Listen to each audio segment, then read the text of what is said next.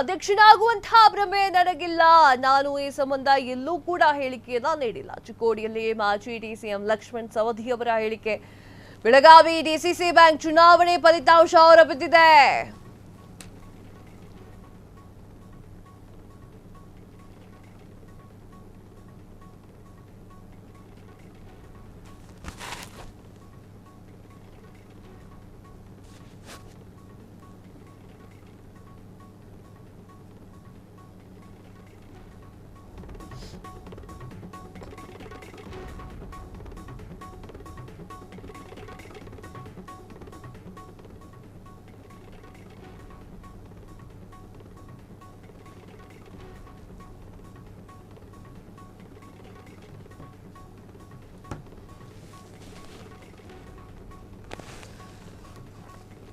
ಅಧ್ಯಕ್ಷನಾಗುವ ಭ್ರಮೆ ನನಗಿಲ್ಲ. ನಾನು ಈ ಸಂಬಂಧ ಎಲ್ಲೂ ಕೂಡ ಹೇಳಿಕೆಯನ್ನ ನೀಡಿಲ್ಲ. ಚಿಕ್ಕೋಡಿಯಲ್ಲಿ ಮಾಜಿ ಡಿಸಿಎಂ ಲಕ್ಷ್ಮಣ್ ಸವದಿ ಅವರ ಹೇಳಿಕೆ. ಬೆಳಗಾವಿ ಡಿಸಿಸಿ ಬ್ಯಾಂಕ್ ಚುನಾವಣೆಯ ಫಲಿತಾಂಶ ಹೊರಬಿದ್ದಿದೆ. ನಾನು ಡಿಸಿಸಿ ಬ್ಯಾಂಕ್ ಅಧ್ಯಕ್ಷನಾಗುವ ಭ್ರಮೆ ಇಲ್ಲ. ಸಹಕಾರಿ ರಂಗದಲ್ಲಿ ಉಪಾಧ್ಯಕ್ಷ, ಅಧ್ಯಕ್ಷ ಹಾಗೂ ಅಪೆಕ್ಸ್ ಬ್ಯಾಂಕ್ ಉಪಾಧ್ಯಕ್ಷ, ಸಹಕಾರಿ ಸಚಿವರಾಗಿಯೂ ಕೂಡ ಕೆಲಸವನ್ನ ಮಾಡಿದ್ದೇನೆ ಎಂದಿರುವಂತಹ ಸವದಿ 30 ವರ್ಷಗಳಿಂದ ನಿರಂತರವಾಗಿ ಸಹಕಾರ ರಂಗದಲ್ಲಿ ಸೇವೆಯನ್ನು ಸಲ್ಲಿಸ್ತಾ ಇದ್ದೇನೆ. ಡಿಸೆಂಬರ್ ತಿಂಗಳಲ್ಲಿ ಸವದಿಗೆ ಶುಕ್ರದಶೆ ಆರಂಭ. ಇದು ಯಾವ ರೀತಿ ಇರುತ್ತದೆ ಅಂತ ಹೇಳೋದಿಲ್ಲ. ರಾಜ್ಯದಕ್ಕೆ ದೇಶಕ್ಕೂ ಶುಕ್ರದಶೆ ಬರುತ್ತೆ ಅಂತ ಹೇಳಿ ಸವದಿ ಅವರು ಹೇಳಿಕೆಯನ್ನ ನೀಡಿರುವಂಥದ್ದು.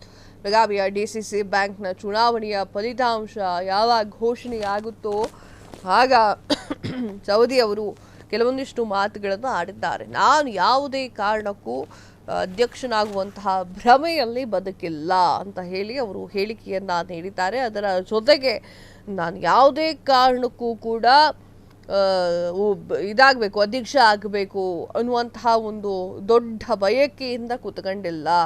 ನನಗೆ ರಾಜಯೋಗ ಬರ್ತಾ ಇದೆ, ಶುಕ್ರ ದಿಸೆ ಬರ್ತಾ ಇದೆ ಅಂತ ಹೇಳಿ ಲಕ್ಷ್ಮಣ್ ಸವದಿ ಅವರು ಹೇಳಿಕೆಯನ್ನ ನೀಡಿರುವಂಥದ್ದು. ಅಂದರೆ ಬ್ಯಾಂಕ್ ಅಂದರೆ ಕೆಲವೊಂದು ವಿಚಾರಗಳಿಗೆ ತಿರುಗೇಟನ್ನು ಕೂಡ ನೀಡಿದ್ದಾರೆ. ಬಾಲಚಂದ್ರ ಜಾರಕಿಹೊಳಿಗೆ ಸವಾಲಿಗೆ ಲಕ್ಷ್ಮಣ್ ಸವದಿ ಅವರು ಸಮಯದಲ್ಲಿ ತಿರುಗೇಟನ್ನು ಕೂಡ ನೀಡಿದ್ದಾರೆ. ನಾನು ಡಿಸಿಸಿ ಬ್ಯಾಂಕ್ನ ಅಧ್ಯಕ್ಷನಾಗಿರ್ತೇನೆ, ಎಲ್ಲಿಯೂ ಕೂಡ ಹೇಳಲಿಲ್ಲ ನಾನು ಅಪೇಕ್ಷಿತನಲ್ಲ. ಸಹಕಾರಿ ರಂಗದಲ್ಲಿ ಅಧ್ಯಕ್ಷ, ಉಪಾಧ್ಯಕ್ಷ ಹಾಗೂ ಅಪೆಕ್ಸ್ ಬ್ಯಾಂಕ್ನ ಉಪಾಧ್ಯಕ್ಷನಾಗಿದ್ದೇನೆ.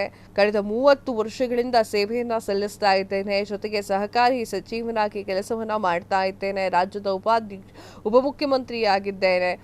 ಹೋಗಿ ಮತ್ತೆ ಜಿಲ್ಲಾ ಮಧ್ಯವರ್ತಿ ಬ್ಯಾಂಕ್ನ ಅಧ್ಯಕ್ಷನಾಗುವಂತಹ ಭ್ರಮೆ ನನಗಂತೂ ಇಲ್ಲವೇ ಇಲ್ಲ ಅಂತ ಹೇಳಿ ಶಾಸಕ ಬಾಲಚಂದ್ರ ಜಾರಕಿಹೊಳಿ ಅವರ 50 ಕೋಟಿ ರೂಪಾಯಿ ಸವಾಲಿಗೆ ಮಾಜಿ ಡಿಸಿಎಂ ಲಕ್ಷ್ಮಣ್ ಸವದಿ ಅವರು ತಿರುಗೇಟನ್ನು ನೀಡಿದ್ದಾರೆ. ಅವರು ಅಥಣಿ ಪಟ್ಟಣದ ಪ್ರವಾಸಿ ಮಂದಿರದಲ್ಲಿ ಮಾತನಾಡುತ್ತಾ, ಕ್ಷೇತ್ರದ ಜನತೆ ನನ್ನನ್ನು ತುಂಬಾ ಎತ್ತರಕ್ಕೆ ಬೆಳೆಸಿದೆ.